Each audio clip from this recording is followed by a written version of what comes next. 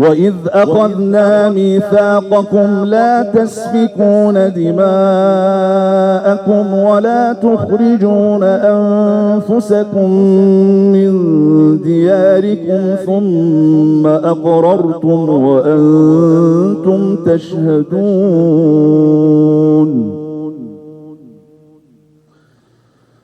ثم أنتم تقتلون أنفسكم وتخرجون فريقا منكم من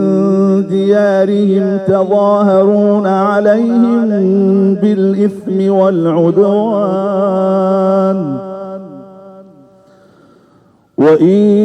يأتوكم أسارى تفادوهم وهو محرم عليكم إخراجهم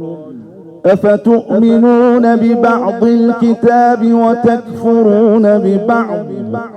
فما جزاء من يفعل ذلك منكم إلا خزي في الحياة الدنيا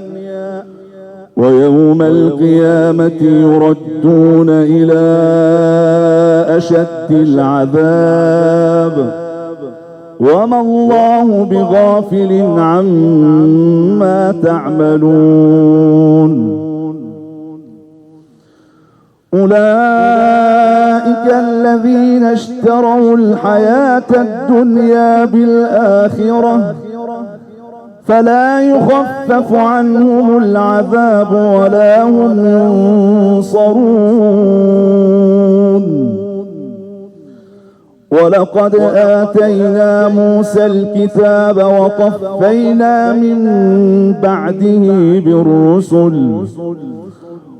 وآتينا عيسى ابن مريم البينات وأيدناه بروح القدس أفكلما جاءكم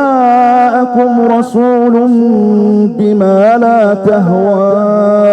أنفسكم استكبرتم ففريقا كذبتم وفريقا تقتلون وقالوا قلوبنا غلف بل لعنهم الله بكفرهم فقليلا ما يؤمنون